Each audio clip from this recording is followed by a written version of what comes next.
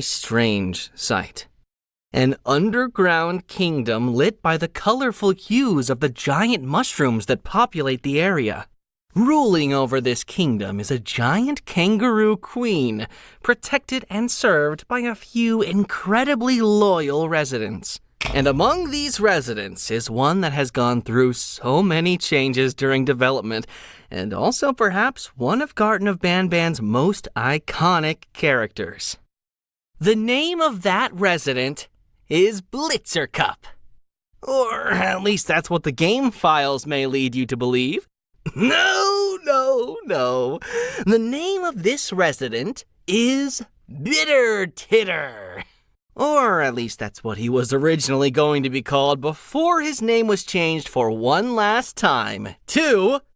Drumroll, please! Bittergigle!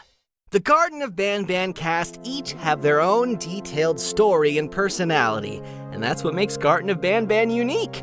Join me on the 4th episode of the Banban Chronicles, narrated by me, Ty Coker, the voice actor of the character that the episode revolves around, Bittergigle. A series where we dedicate each episode to discussing the history and secrets of a member of the Garten of Banban cast.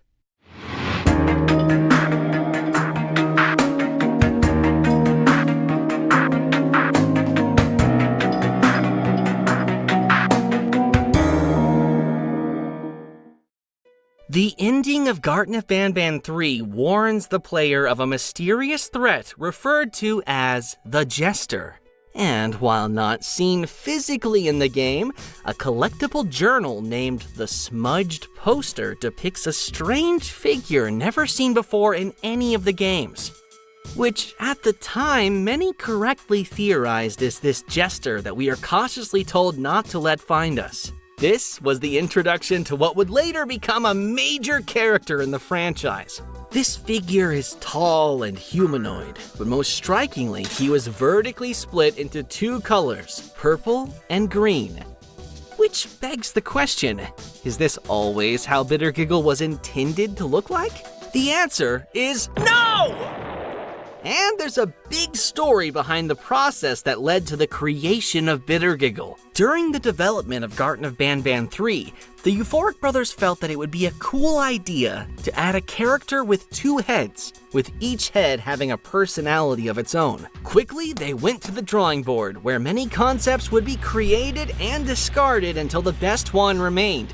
This was done using the process of elimination. In the end, there remained 3 final potential concepts, which were a 4-legged creature with a cat head and a dog head, a 4-legged creature with a turtle head and a chameleon head, sound familiar, and a creature that didn't have 2 heads per se, but his body split into 2 different contrasting sides. The 4-legged creature with a cat head and a dog head was the next to be eliminated, permanently banished to the dark realm of scrapped Banban concepts. Wait, is that where Zolphius lives? This left one hard final decision to be made. Who gets the Banban hammer next? Hey, forget Banban. The turtle and the chameleon, or the 2-sided freak that looks very much like a jester?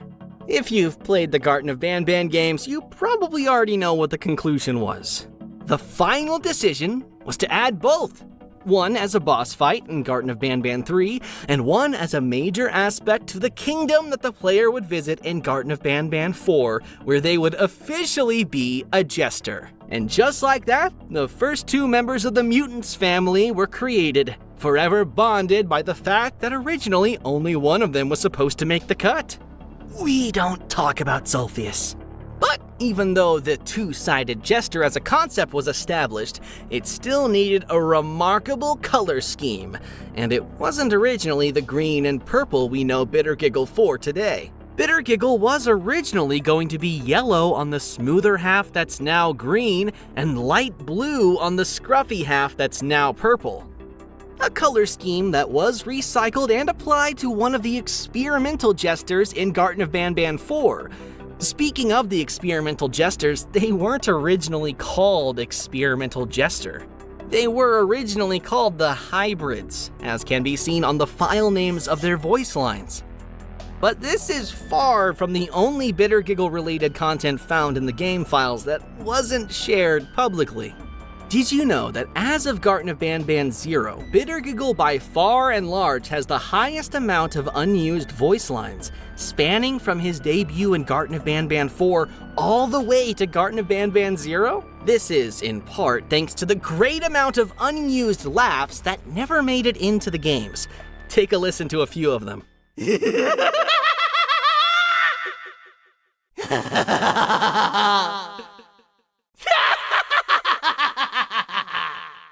I remember back recording for Garten of Banban 4, I was workshopping the laugh, not 100% sure what the brothers wanted, so I gave them a huge variety of tones to pick from. Surprisingly, they ended up going with the higher pitched laughs that are closer to how I laugh naturally, so that's fun. In terms of actual voice lines where words are spoken, Bittergigle doesn't fall short either. In Garten of Banban 6, Bittergigle has 2 unused voice lines. Take a listen. Let's go! This is our only chance! Let's do this! I'll fix the levers down here, you cover me from up there! In Garten of Banban 7, during the rooftop chase sequence with the notified Bittergigle, he was originally meant to intermittently scream random jokes that make absolutely no sense. Take a listen. What did the sheep say? A car! What do you call a leaf that sneezes? This had to be scrapped because it would have been difficult to listen to Bittergigle as you were running away from him, so instead it was replaced entirely with crazed laughs. 2 of these crazed laughs also ended up being unused. Take a listen.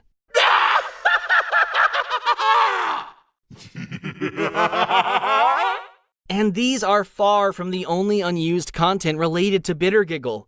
As with most other characters, Bittergigle 2 remains part of many unused scripts and sequences, once again spanning from Garten of Banban 4 all the way to Garten of Banban 0. During the climax of Garten of Banban 4, the player witnesses Bittergigle achieve his goal of making Queen Bouncelia laugh, but not before his massive pet Kittysaurus and a mutated Little Beak engage in an intense fight.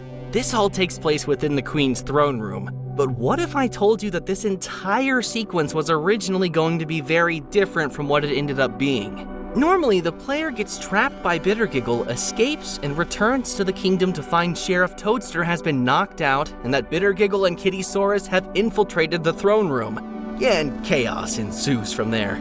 In the original version of the script, the player would return to the kingdom after escaping Bittergigle's entrapment to find the entire kingdom in shambles.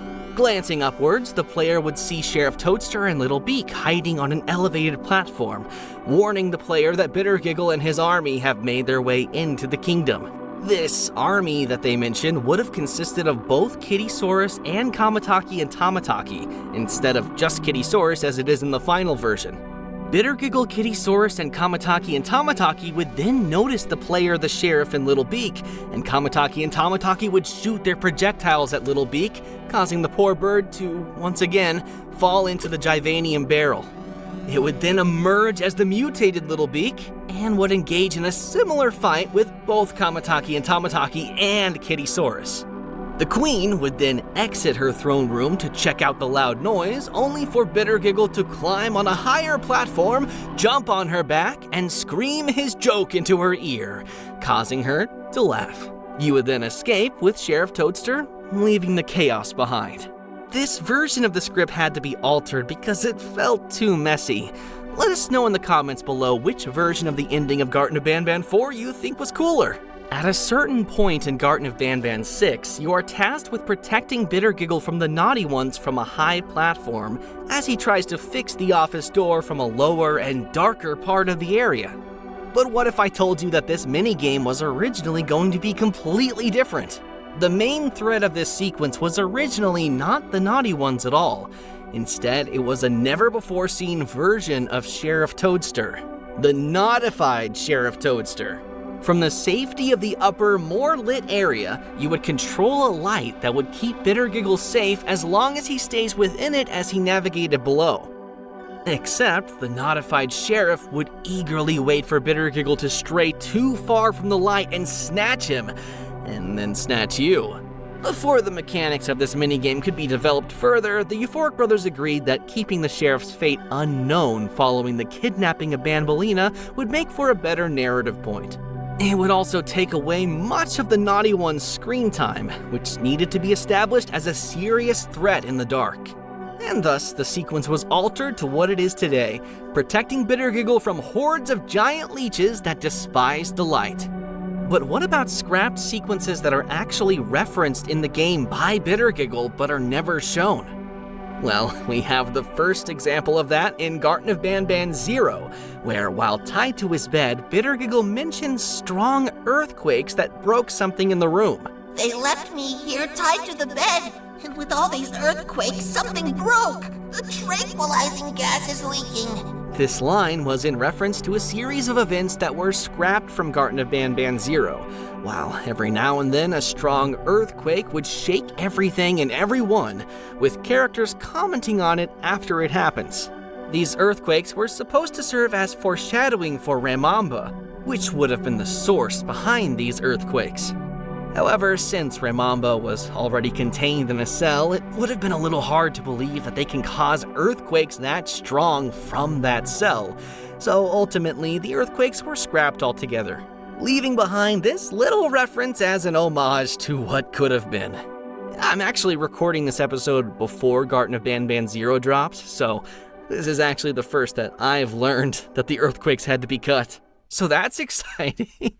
But wait, bear with me while I feed this hungry snake. Stay tuned for the next episode of the Banban Chronicles, where the secrets and history of another character will be revealed. Comment down below which character you want to learn more about next, and keep on Banbanning!